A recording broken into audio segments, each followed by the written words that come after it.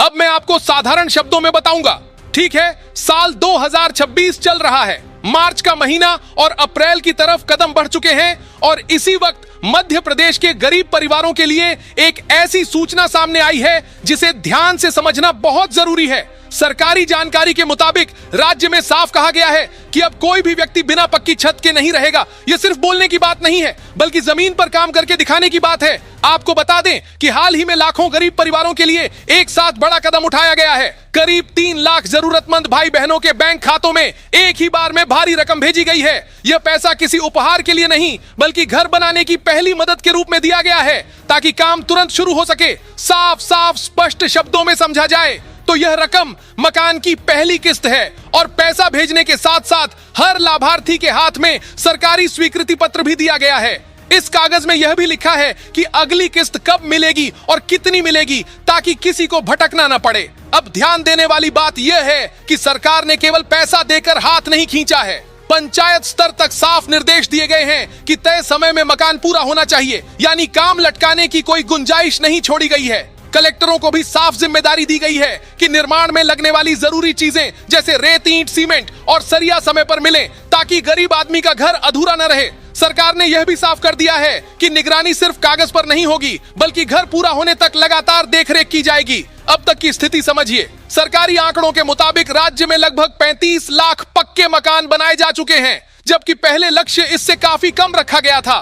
फिर भी जरूरत को देखते हुए उससे ज्यादा घर बनाकर दिए गए। जिन लोगों के नाम अभी तक सूची में नहीं आए हैं, उनके लिए भी साफ संदेश दिया गया है कि उन्हें भी छोड़ा नहीं जाएगा और आगे लाभ देने की प्रक्रिया चलेगी। यह पूरा काम प्रधानमंत्री आवास योजना के तहत हो रहा है, जिसमें पैसा 2 हिस्सों में आता है। एक हिस्सा केंद्र सरकार देती है और दूसरा हिस्सा राज्य सरकार की तरफ से दिया जाता है, ताकि बोझ किसी एक पर न पड़े। इस योजना में जनप्रतिनिधियों से भी अपील की गई है कि वे खुद जाकर निर्माण कार्य देखें, ताकि काम सही दिशा में चले। पंचायत और ग्रामीण विकास विभाग की खुले तौर पर सराहना की गई है, क्योंकि जमीन पर काम तेजी से आगे बढ़ा है। अब एक बहुत जरूरी चेतावनी भी समझ लीजिए। अगर कोई कर्मचारी या बिचौलिया घर के नाम पर पैसा मांगता है तो उस पर सख्त कार्रवाई की बात कही गई है। यहाँ तक कहा गया है कि रिश्वत मांगने वालों को जेल भेजा जा सकता है, इसलिए किसी को 1 रुपया भी देने की जरूरत नहीं है। साफ शब्दों में संदेश है, पैसा सीधा खाते में आएगा और घर बनेगा, बीच में कोई दलाल नहीं होगा। इन योजनाओं की नींव पहले रखी गई थी पूर्व मुख्यमंत्री शिवराज सिंह चौहान के समय, और अब वर्तमान मुख्यमंत्री डॉक्टर मोहन यादव के नेतृत्व में इसे आगे बढ़ाया जा रहा है। प्रधानमंत्री नरेंद्र मोदी का भी इसके लिए आभार जताया गया है, क्योंकि केंद्र की भागीदारी से ही यह योजना इतनी बड़ी बन पाई है। हाल की बैठकों में गृह मंत्री अमित शाह और भाजपा अध्यक्ष जेपी नड्डा की मौजूदगी भी रही, जहां इन कामों की समीक्षा हुई। अब अंत में बात समझ लीजिए। संक्षेप में कहा जाए तो सरकार का साफ लक्ष्य है कि हर गरीब को पक्का घर मिले, पैसा भी समय पर मिले और निर्माण भी पूरा हो। अब आपको क्या करना है? अगर आपके गांव या परिवार में किसी का मकान स्वीकृत हुआ है तो निर्माण शुरू करें, किसी को पैसा न दें और किसी परेशानी में सीधे पंचायत या संबंधित अधिकारी से संपर्क करें। अगले भाग में मैं आपको इससे जुड़े बाकी महत्वपूर्ण बदलाव और बाकी योजनाओं की जानकारी आसान शब्दों में अब मैं आपको साधारण शब्दों में बताऊंगा। ठीक है, साल 2026 के मार्च अप्रैल के समय में एक और जरूरी जानकारी सामने आई है, जो खासकर बहनों से जुड़ी हुई है और इसे ध्यान से समझना बहुत जरूरी है। सरकारी जानकारी के मुताबिक लाडली बहना आवास योजना को लेकर बहुत से घरों में सवाल बने हुए हैं, क्योंकि कई महिलाओं के नाम पात्र सूची में आ चुके हैं, लेकिन पहली किस्त अभी तक उनके खातों में नहीं पहुंची है। आपको बता दें कि इस योजना के लिए फॉर्म साल 2023 में भरवाए गए थे और अब 2025-26 तक आते आते भी कई जगह भुगतान की प्रक्रिया पूरी नहीं हो पाई है। इसी वजह से भ्रम और चिंता की स्थिति बनी हुई है। साफ साफ स्पष्ट शब्दों में समझा जाए तो पात्र और अपात्र दोनों सूचियां जारी कर दी गई हैं, लेकिन बड़ी संख्या में महिलाओं के आवेदन रिजेक्ट भी हुए हैं। अब मैं आपको साधारण भाषा में बताता हूं कि आवेदन खारिज क्यों हुए, ताकि आप गलती दोबारा न करें। कई मामलों में ई-केवाईसी पूरी नहीं करवाई गई थी, कई जगह बैंक खाते की डीबीटी केवाईसी क्लियर नहीं थी, कहीं आधार कार्ड में नाम कुछ और था और समग्र आईडी में कुछ और, कई परिवारों में राशन कार्ड पर नाम अलग तरीके से दर्ज था, कुछ मामलों में दस्तावेज अधूरे थे या आपस में मेल नहीं खाते थे और कुछ जगह नियमों और शर्तों को पूरा नहीं किया गया। इसी वजह से साफ तौर पर कहा गया है कि जिन बहनों के फॉर्म रिजेक्ट हुए हैं उनके लिए एक और मौका दिया जाएगा।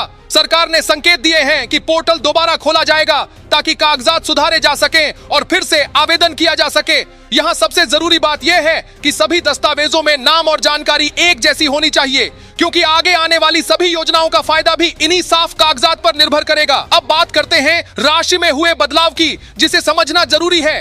पहले इस योजना के तहत हर महीने 1300 रुपए मिलते थे, लेकिन अब यह राशि बढ़ाकर 1500 रुपए कर दी गई है। इसके साथ ही 200 रुपए अतिरिक्त शौचालय निर्माण के लिए जोड़े गए हैं, ताकि घर के साथ शौचालय भी बने और किसी को बाहर न जाना पड़े। सरकार ने साफ कर दिया है कि शौचालय को अब मकान निर्माण से जोड़ा गया है, यानी दोनों काम साथ साथ पूरे किए जाएंगे। अब अंत में इसे संक्षेप में समझ लीजिए। अगर आपका नाम पात्र सूची में है और पैसा नहीं आया है तो घबराने की जरूरत नहीं है, प्रक्रिया चल रही है। अगर आवेदन रिजेक्ट हुआ है तो कागजात ठीक रखिए और दोबारा मौका मिलने पर जरूर सुधार कर आवेदन कीजिए। अगले भाग में मैं आपको नए सर्वे, नए नियमों और पात्रता में हुए बदलावों की पूरी जानकारी बहुत आसान शब्दों में समझाऊंगा। अब मैं आपको साधारण शब्दों में बताऊंगा, ठीक है? साल 2026 के मार्च अप्रैल में सरकार ने एक और बड़ा कदम उठाया है, जो उन परिवारों के लिए है जिनका नाम पहले किसी सूची में नहीं आ पाया था और जो खुद को छूटा हुआ मान रहे थे। सरकारी जानकारी के मुताबिक अब नया सर्वे शुरू किया गया है, ताकि ऐसे सभी कच्चे मकान वाले परिवारों को जोड़ा जा सके जिनके पास अब तक पक्का घर नहीं है। साफ साफ स्पष्ट शब्दों में समझा जाए तो अब पात्रता के नियमों में कुछ अहम बदलाव किए गए हैं, ताकि ज्यादा से ज्यादा गरीब परिवार योजना में आ सके। पहले जिन लोगों के पास मोटरसाइकिल या स्कूटर होता था, उन्हें कई जगह अपात्र मान लिया जाता था, लेकिन अब ऐसा नहीं होगा। यानी 2 पहिया वाहन रखने वाला गरीब परिवार भी पात्र माना जाएगा। यह बदलाव इसलिए किया गया है ताकि मेहनत मजदूरी करने वाला आदमी सिर्फ एक गाड़ी के कारण योजना से बाहर ना हो। अब ध्यान देने वाली बात यह भी है कि जिन लोगों के पास खुद की जमीन नहीं है, उनके लिए भी रास्ता निकाला गया है। सरकार ने साफ कहा है कि ऐसे मामलों में शपथ पत्र के माध्यम से भूमि की व्यवस्था कराई जाएगी, ताकि कोई भी सिर्फ जमीन के कारण घर से वंचित न रहे। यह भी साफ कर दिया गया है कि लाभ की राशि सीधे बैंक खाते में ही जाएगी, बीच में किसी तरह का हाथ नहीं होगा। अब मैं आपको नए निर्माण लक्ष्य के बारे में बताता हूं। सरकारी आंकड़ों के अनुसार सितंबर महीने में लाखों नए मकानों को मंजूरी दी गई और इसी वित्तीय वर्ष में और भी अतिरिक्त मकान जोड़े गए हैं। इसका मतलब साफ है कि एक ही साल में बहुत बड़ी संख्या में गरीब परिवारों को पक्का घर मिलने वाला है। इन सभी मकानों पर होने वाला खर्च बहुत बड़ा है, जिसमें घर के साथ साथ शौचालय और मजदूरी का पैसा भी शामिल है, ताकि काम करने वाले मजदूरों को भी रोजगार मिले।